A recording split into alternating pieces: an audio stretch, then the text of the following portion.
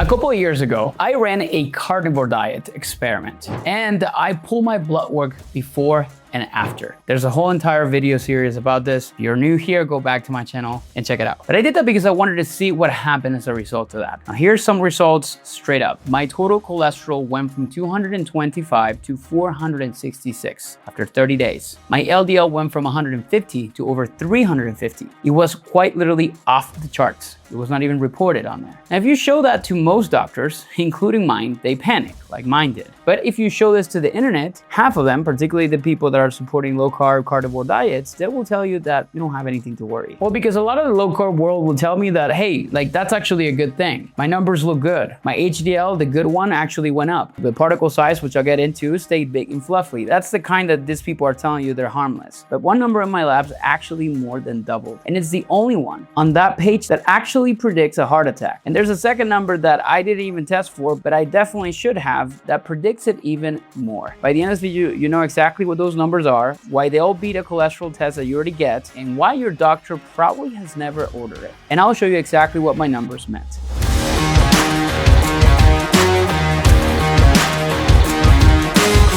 Hey guys, welcome back to my channel. My name is Andres Ayesta. I'm a registered dietitian. I hold a master's in sports nutrition and exercise science, and I own a coaching and education company called Planos Nutrition. Now, what I do here is I take complicated health science and I try to turn it into systems and frameworks and simple explanations that you can actually use and understand. Now, a big part of why I wanted to do this video is because understanding your blood work is honestly very complicated, and the type of thing that we walk and talk with our clients all the time inside of our blueprint program. In fact, we literally bypass the whole doctor process in order to lab ourselves for them so that we're able to understand all the things that your doctor is not testing for. More on that later. Now, if this is the kind of stuff that you're interested in and what you're here for, make sure you hit subscribe because we do this kind of stuff every single week. Now, let's get into it. Everybody knows LDL is the bad cholesterol and HDL is the good one, but nobody really knows what those letters actually mean. First, what is actually one of the L's in there? It stands for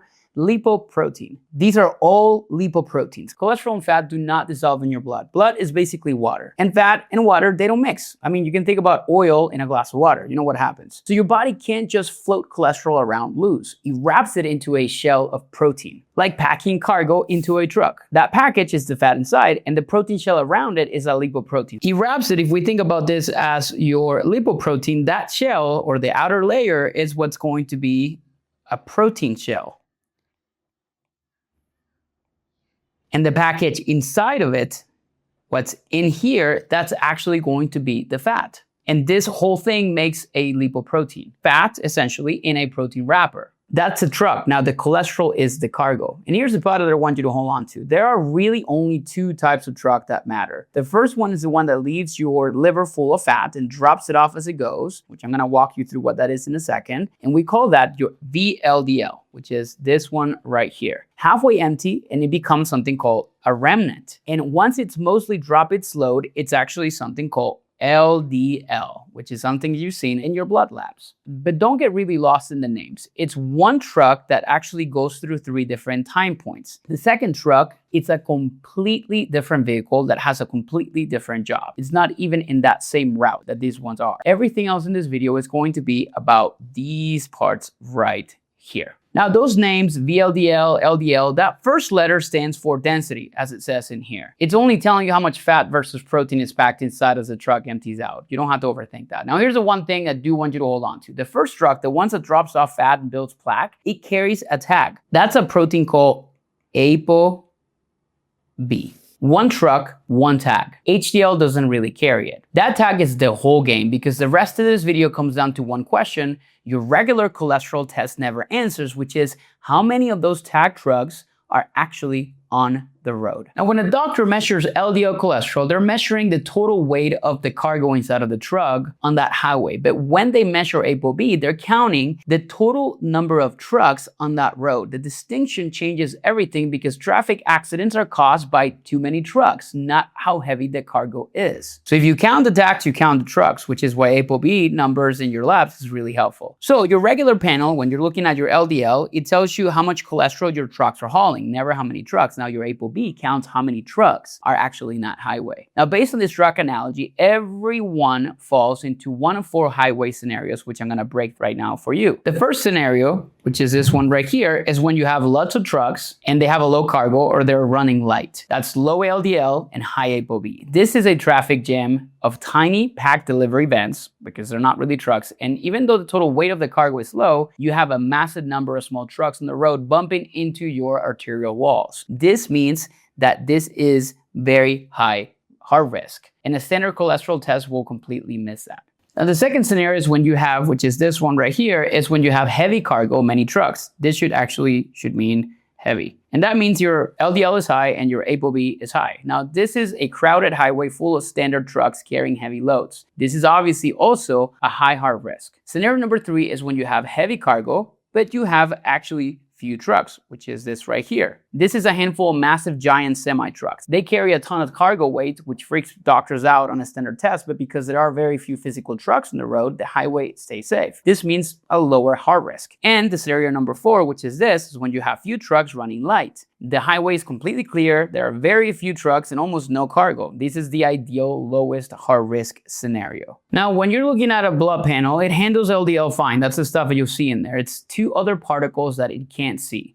The first one is going to be called the remnants. These are the half-empty trucks from a minute ago. And these are sticking more easily into your artery walls, even more easily than LDL. And they're not on your panel. Now, you have to find them by doing math. You take your total cholesterol, you subtract HDL and LDL. Now, the thing is, like, every single lab uses different math. Now, one catch is depending on how your lab calculated your LDL, the math can just simply hand you back your triglycerides. So you need to ask which method did they use. And that's a simple call. Like Quest, hey, what kind of method you use to determine the remnants in your lipid profile? Now, the second number is LPA. This is very important. That's an LDL particle with an extra tail on it, which is this little guy right here. And that extra tail behaves like a clotting protein. Your genes actually set it. So this is actually something genetic, not your diet. And 1 in 5 people carry it high. Potentially me, I just never tested for this. And it can as much as triple your heart attack risk. And you want that number to be under 30 or 75, depending on the unit that they're using in the lab that you tested this in. Now, you measure only once in your life because it's something that doesn't change. And there's actually a big area of research right now from pharma companies because they're trying to develop drugs that can reduce this because diet and exercise alone cannot do it. And I'll be honest with you,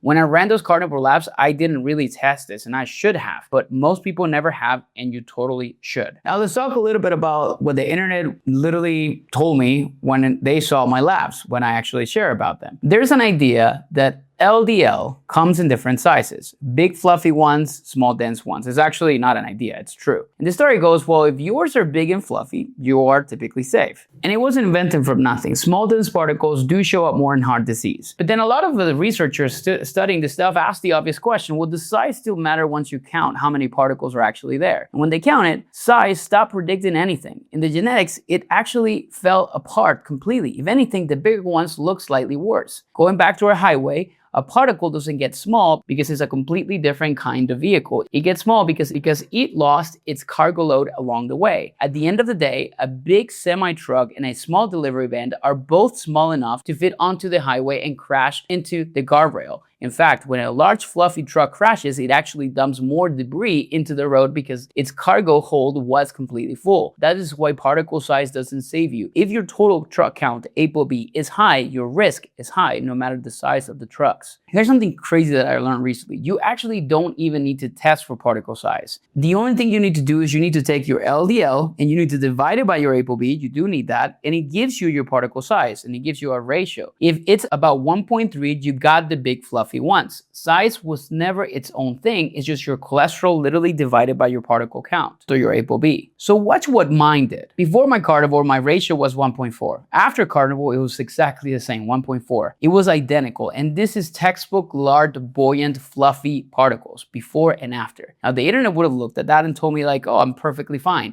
But my ApoB went from 109 to 253. I did not change the size of the trucks. I put more than twice as many trucks on the road. Same fluffy particles, I just doubled the count. And the count is the thing that ends up in your artery wall. But their fluffy was never a defense in this case. My cholesterol didn't scare me, my ApoB did. So if ApoB is great at giving you the full picture, Why has no one ever run it on you? It's not a conspiracy. It's just the fact that cholesterol just got there first when it comes down to the research. 40 years of research and guidelines build that onto just simply one number. And ApoB simply isn't really in the box that your doctor typically clicks on. But here's what gets me. It costs about $30 to do this. You don't have to fast for it. And labs actually measure ApoB more reliably than they measure LDL, because your LDL is actually estimated and ApoB is a direct count. The guidelines are already moving this way. In fact, in Europe, they called it more accurate years ago. Practice just hasn't really caught up in here, particularly in the United States. So here's your system. Next time you get your blood work, you need to ask for your ApoB by name. You need to look at it next to your LDL and find yourself in one of those 4 boxes that I shared earlier. And know the target. Optimal is under 80, not the 120 your lab prints as normal. Normal just means average, and the average is a population where heart disease is the #1 killer. I personally changed my diet. My ApoB is still not what I like it to be, but it actually becomes the readout that tells me whether it's actually working or not. And that's the whole idea. The food is the input, ApoB becomes the dash. If you want help building a system that actually keeps that number where it belongs, and you want to actually develop a strategy for that, there's a link in the description to apply for a call with me and my team. And remember when I say that we typically skip the doctors and order labs ourselves? That's exactly what we do inside of the Blueprint program. We run your ApoB, we actually look at your LPA directly. We'll obviously refer you out to a doctor if it's needed. But from the nutrition and lifestyle standpoint, we're gonna map out exactly whether working together is a fit and what that would actually look like. If this entire video made cholesterol make more sense to you